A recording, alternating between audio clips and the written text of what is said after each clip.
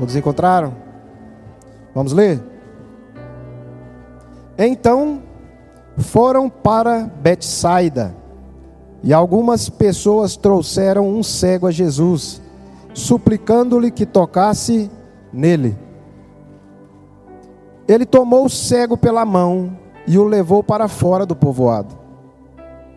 Depois de cuspir nos olhos do homem e impor-lhe as mãos, Jesus perguntou: você está vendo alguma coisa?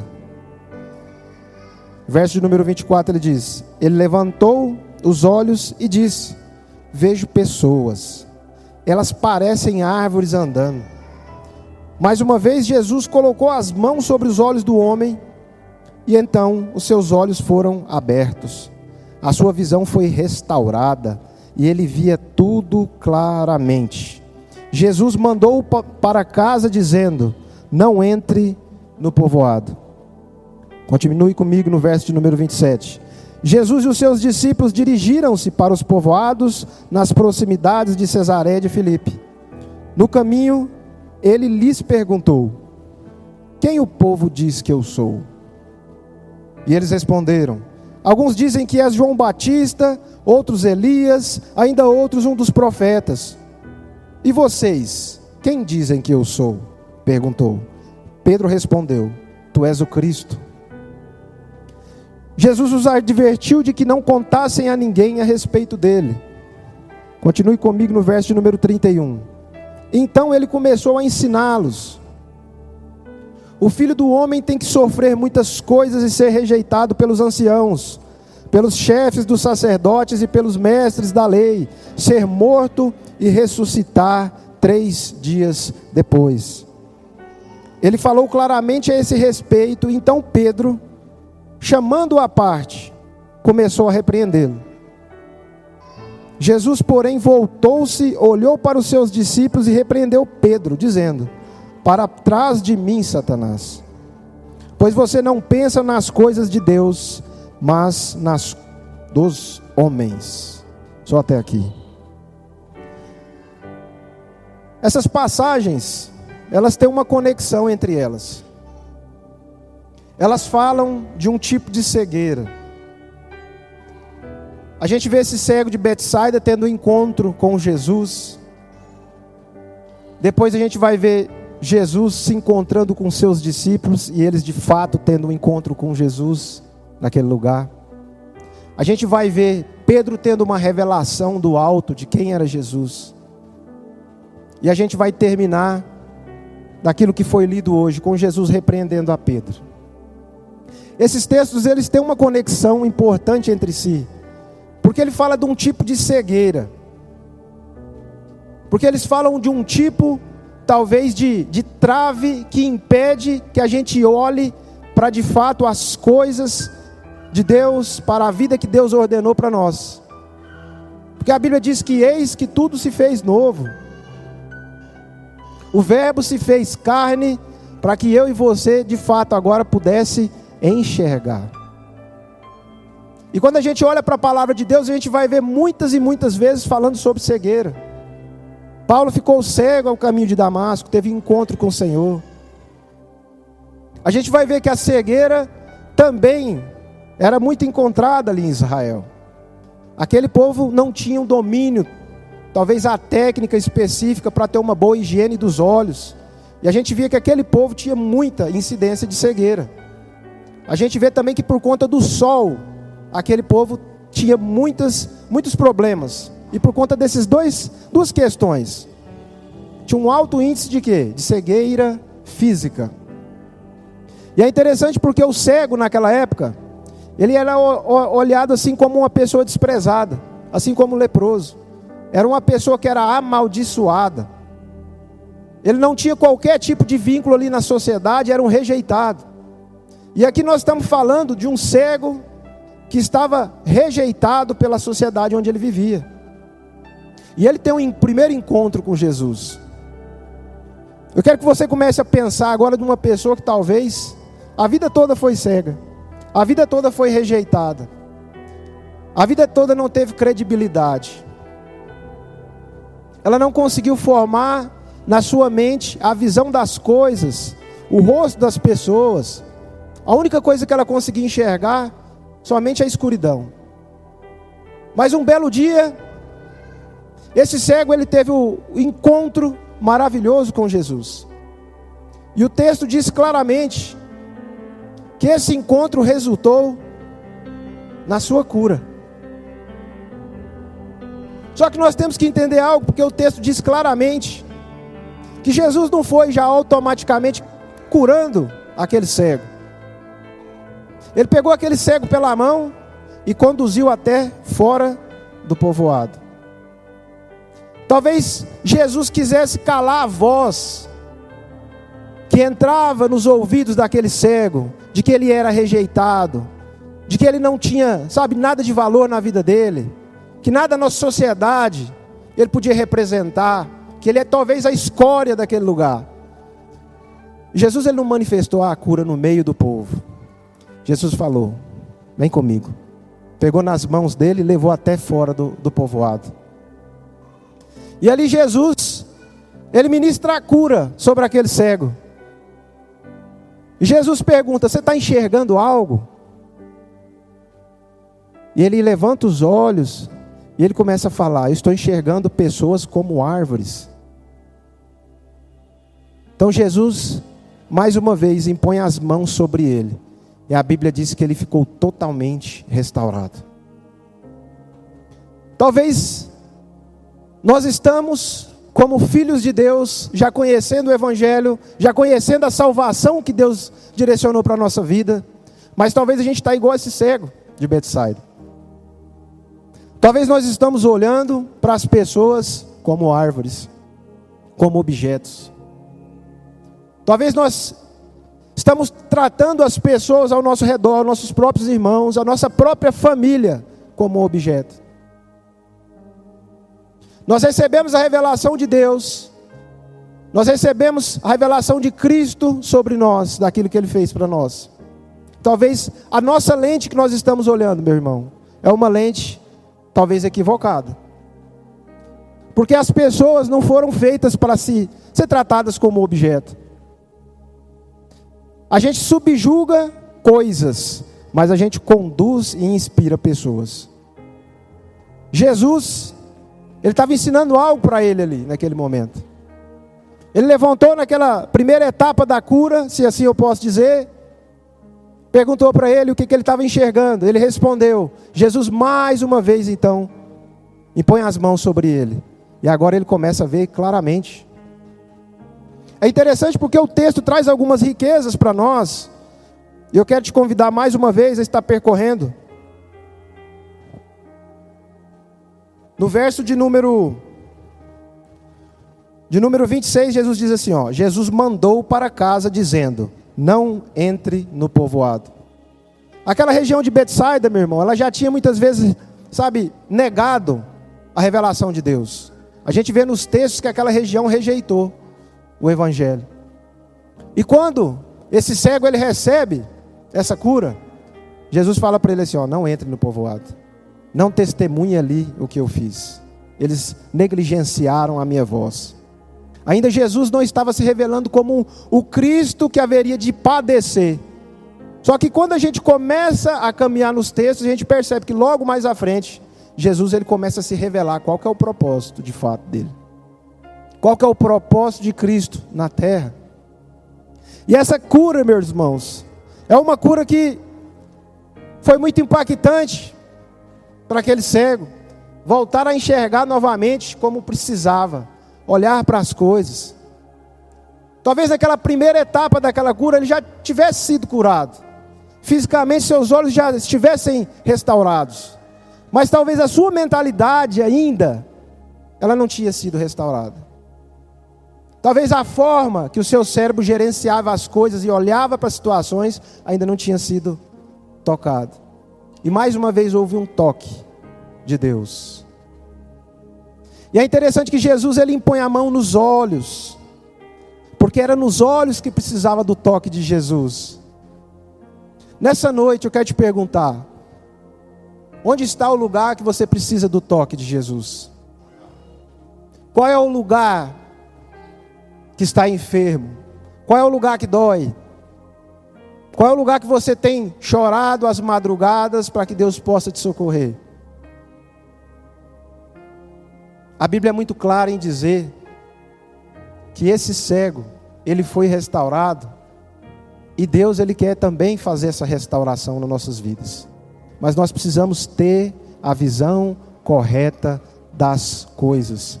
E é interessante porque o texto, ele vem trazendo a sua narrativa, e a gente vê que aqui no verso de número 27, diz assim, ó: Jesus e os seus discípulos dirigiram-se para os povoados nas proximidades de Cesaré de Filipe. No caminho ele lhes perguntou: quem o povo diz que eu sou?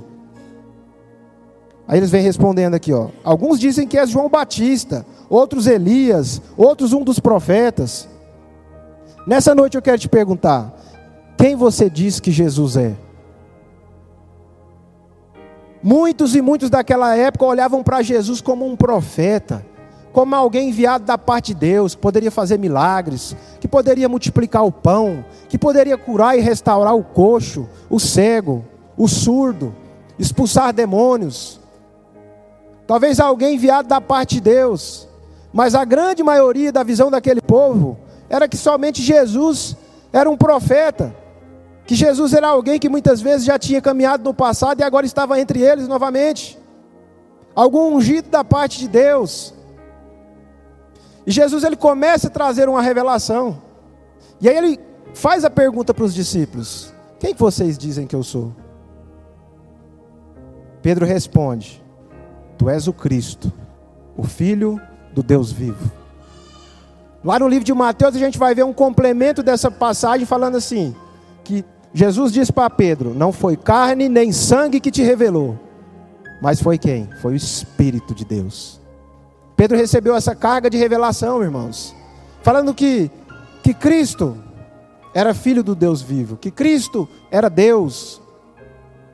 Só que se a gente acompanhar os textos, a gente vai perceber que esse mesmo Pedro que recebeu essa revelação, que esse mesmo Pedro que teve o entendimento de quem é Cristo, ele começa a trazer Jesus para um lugar separado e começa a repreender ele, dizendo: Jesus, o senhor não vai morrer não. Porque Jesus agora, pela primeira vez, ele começa a manifestar que ele precisava morrer para cumprir o seu propósito. E ao mesmo tempo que Pedro recebe essa revelação, agora Pedro está falando com Cristo, falando: olha Jesus, não faça isso. Não faça isso, fique entre nós, não cumpra o seu propósito. E aí Jesus repreende a Pedro: arreda-te de mim, Satanás. No mesmo momento, bênção, e no segundo momento, talvez, alguém que estava cedendo o seu coração para Satanás. Nós fazemos aqui uma comparação entre o cego que recebeu essa cura e o próprio Pedro, que tinha sido usado por Deus, mas logo no segundo momento, já estava desconhecendo o propósito.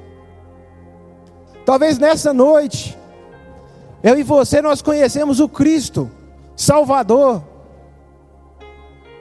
mas mediante o conhecimento daquilo que Ele quer fazer através de mim e você, através daquilo que Ele já manifestou, que Ele já deixou claro que fez para nós, talvez nós estamos falando: Jesus, vem aqui. Nós estamos repreendendo a Cristo a respeito do propósito. Assim como Pedro, nós estamos olhando para Jesus como Cristo, mas nós estamos negligenciando o propósito. Duas cegueiras, uma cegueira física e outra cegueira espiritual. Não basta a gente ter somente uma visão, irmãos, uma visão de quem é Cristo, mas a gente tem que ter uma visão de o que Cristo quer fazer através da minha e da sua vida. Por que Ele pagou um preço tão alto? Para que eu pudesse ter novidade de vida, mas vida nele, para Ele.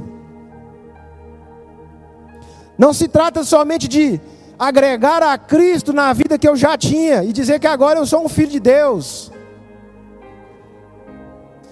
E agora eu começo a vir à igreja, eu começo às vezes me vestir como um crente, talvez falar como crente, postar, mensagens evangélicas nas redes sociais. Não adianta eu olhar para Cristo como Salvador se eu não entender o propósito. o que Ele quer fazer comigo e com você. Talvez aquele cego, ele não enxergava fisicamente, mas talvez dentro dele ele tinha percepção de quem era o Cristo e o propósito dele. Nós tínhamos um Pedro que andava com Jesus agora neste momento, mesmo recebendo essa revelação, mesmo sabendo quem era o Cristo, mas agora desconhecendo o propósito de Jesus. E se nessa noite eu te perguntasse, qual é o propósito de Deus para a sua vida? Por que você foi levantado por Deus nessa terra e Deus sustentou seu fôlego de vida até hoje? Qual é o propósito disso? Qual é o propósito de Deus, sabe, ter gastado o poder dele para te manter vivo até hoje? Quantas pregações, meus irmãos, quantas palavras nesse lugar nós temos recebido, quanto alimento, quanto ensino, quanto direcionamento para as nossas vidas, mas nós estamos, sabe, tentando ouvir um sermão que muitas vezes eu ainda não ouvi. Eu vou no culto hoje para me ouvir um sermão, vamos ver se a revelação vai ser do alto mesmo. Essa aqui eu nunca ouvi, vou dar nota 9 para ela. Essa aqui eu já ouvi algumas vezes, eu vou dar nota 6. Não, essa aqui é profunda e forte, agora eu vou dar nota 10. A gente está sendo colecionador de sermão. E durante a nossa vida, a nossa caminhada, nada está acontecendo. Será que nós não estamos com escama nos olhos? Será que aquilo que eu imagino de Jesus, que eu imagino dele, será que de fato é aquilo que ele imagina de mim, ou o que ele quer de mim? Essa noite talvez é uma noite de corrigir rotas. É uma noite de entender o que Deus está querendo conosco, meus irmãos. Não se trata, sabe, de simplesmente crer. Se trata de simplesmente se entregar. Antes de qualquer coisa, se apaixonar por Jesus. Talvez você pode falar, nossa, mas eu tento buscar, eu tento orar, eu tento ler a palavra, mas é um pouco difícil. Então eu quero te dizer algo nessa noite. Comece buscando ser apaixonado por Jesus. Ame Ele acima de todas as coisas. Vai ser fácil estar na presença dEle. Vai ser fácil desejá-lo. Nós caminhamos nessa terra, meus irmãos, e talvez até esfriamos a ponto de não percebermos a presença de Deus se esvaindo de nós. É muito interessante porque quando nós perdemos algum valor, esquecemos na calça, batemos na máquina, a gente lembra e dá uma dor no coração de ter perdido uma certa quantia, de ter talvez emprestado para alguém, às vezes alguém não devolveu como deveria. Mas nessa noite eu quero te perguntar, será que nós estamos perdendo essa chama de Deus dentro de nós? Deus nos chamou aqui nesse lugar com um propósito. Nós temos que entender e olhar para Deus, irmãos, com a ótica da cruz. Nós temos que olhar para a nossa vida, para o nosso ministério, para a nossa família, com a ótica da cruz. Nós precisamos trocar a nossa mentalidade que tem impedido a gente de viver coisas poderosas em Deus. Por que Deus ele quer que a gente renove o entendimento? Porque esse entendimento humano, ele está atrapalhando a gente viver coisas poderosas em Deus. Vamos começar a tirar a ótica daquilo que eu acho que Deus é, daquilo que eu acho que Deus vai fazer. Vamos olhar para a palavra e ver o que Deus de fato falou que iria fazer. Qual é o propósito de Deus? Paulo, a caminho de Damasco, ele fica cego. Ele tem um encontro com Jesus. As escamas cobriam seus olhos e ele começa agora a ficar ali num lugar de contemplação. Cego, ele se ausenta numa casa, fica de jejum por 3 dias e 3 noites sem comer nada. E Deus levanta Zacarias e fala para ele lá, vá lá até o meu servo, ore por ele. Zacarias fala, nossa, mas esse é aquele que perseguia a igreja. Esse era aquele que matava.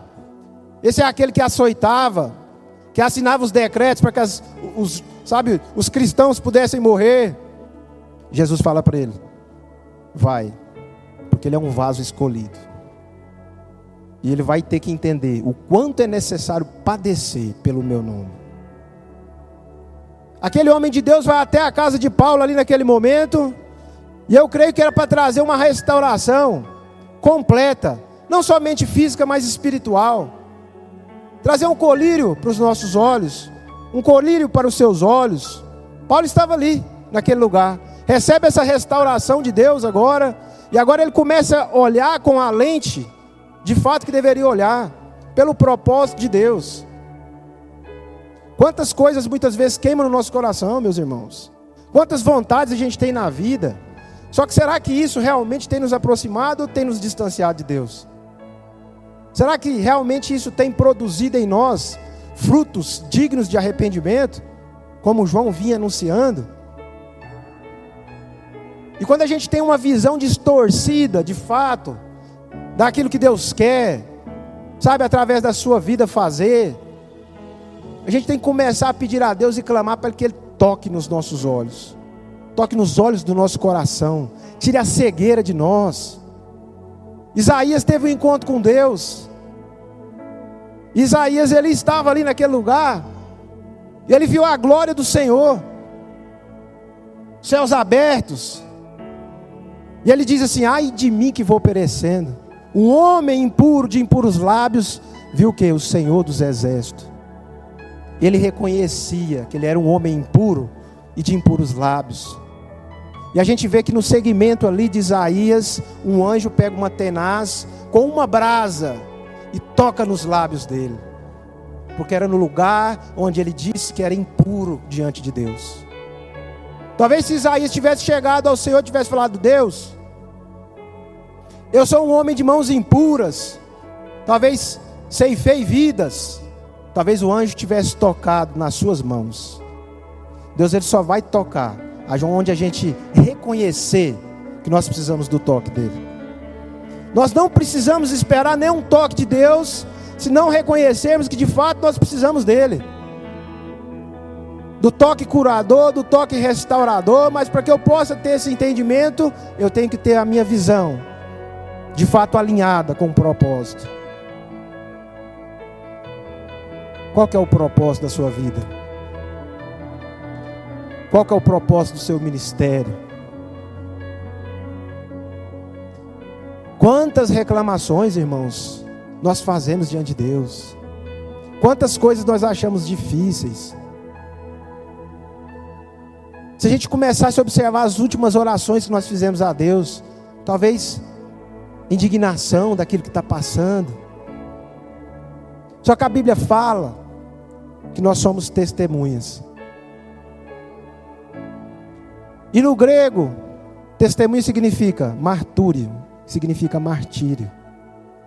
Se você for olhar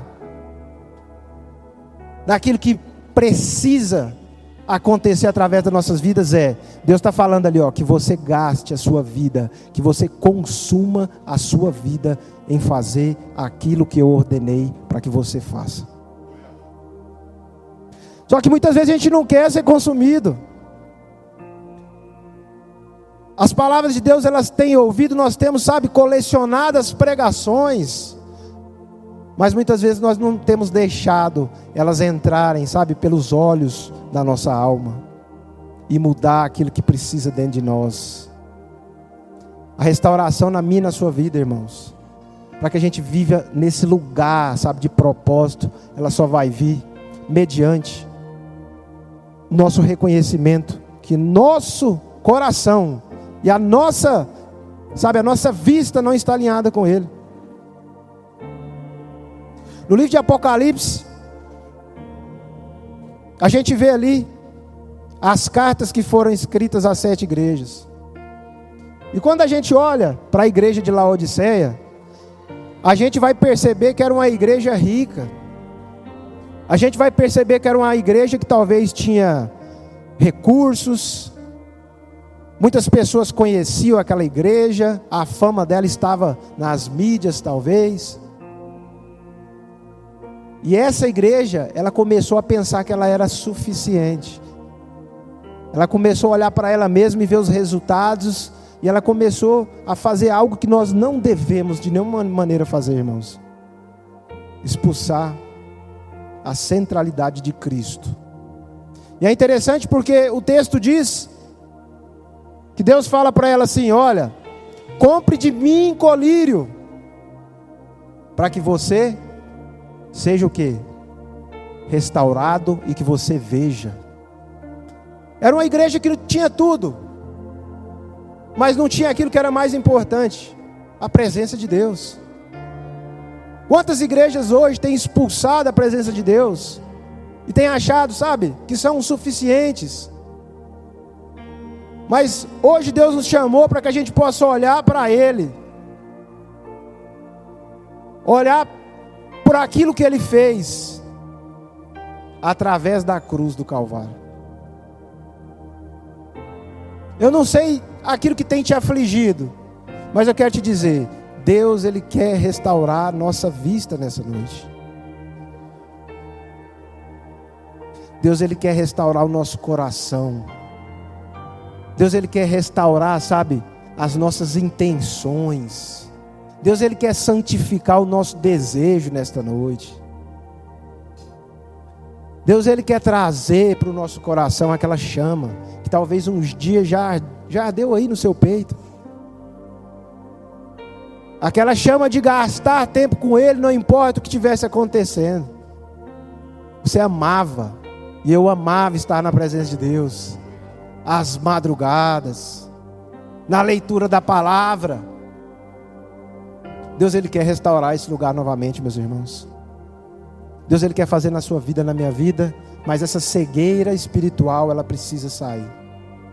Essa cegueira espiritual de olharmos e que a gente possa entender de fato o que Deus quer conosco.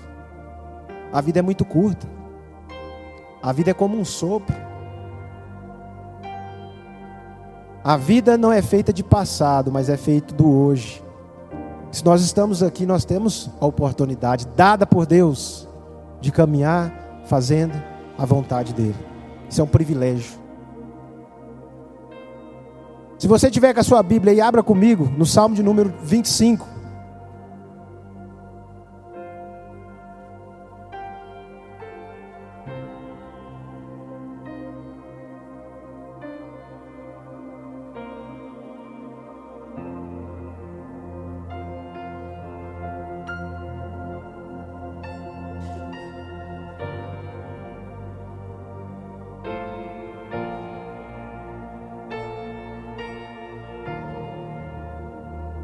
Salmo de número 25, verso 12. O texto diz assim: quem são esses que temem ao Senhor? Ele os instruirá no caminho que devem seguir. Viverão em prosperidade, e os seus descendentes herdarão a terra. O Senhor confia os seus segredos ao que o temem, e os leva a conhecer a sua aliança. Os meus olhos estão sempre voltados para o Senhor, pois só Ele tira os meus pés da armadilha. Volta-te para mim e tem misericórdia de mim, pois estou só e aflito. Esse é um salmo, irmãos, muito profundo. E é um salmo que talvez traz para nós algumas coisas que nós podemos fazer para entender um pouco mais desse propósito que Deus tem na nossa vida. Você tem um propósito específico nessa terra. Você não nasceu por acaso. E Deus, naquele grande dia, meus irmãos, Ele vai estar requerendo de nós tudo aquilo que nós deveríamos ser aqui na terra. Não escapará nada da presença do Senhor. Todos os recursos, todas as bênçãos, todas as pessoas, todas as oportunidades, todo o tempo. Tudo isso será requerido por Deus. E que nós diremos para Ele? Senhor, eu não tenho tempo, eu não tive tempo. Minha vida era muito corrida. Minha vida era muito difícil. Como que a gente pode falar que não tem tempo para o dono do tempo? Nós precisamos ter um amadurecimento e olhar pelo prisma da cruz para nossas vidas. Vamos tirar todo o conceito que a gente já tinha, sabe, antes de conhecer Jesus, o conceito que a religião tem ensinado.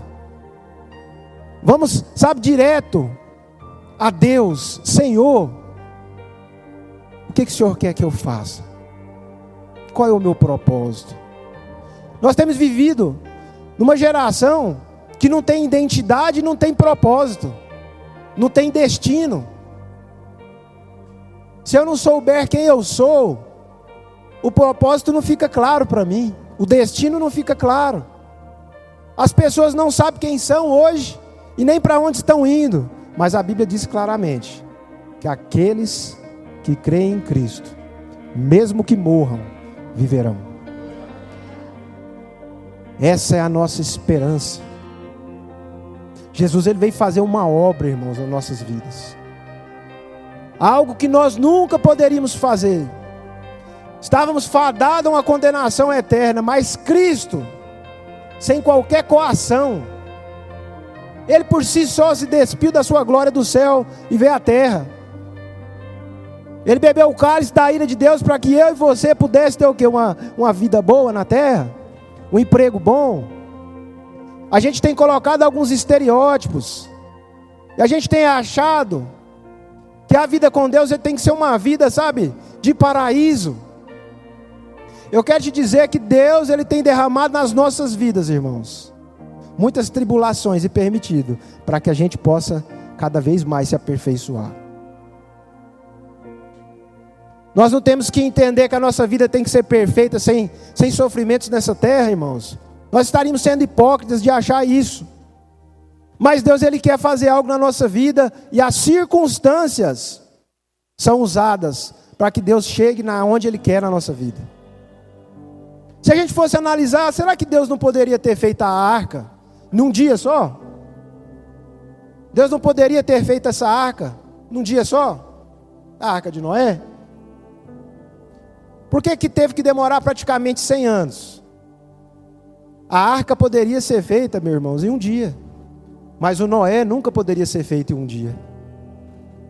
Deus usou todo aquele tempo para trabalhar no coração daquele homem. Imagina a chacota, durante praticamente 100 anos construindo algo, e as pessoas falando: você está doido? Você está esperando que caia chuva, que inunde, se nunca aconteceu. Não vai acontecer.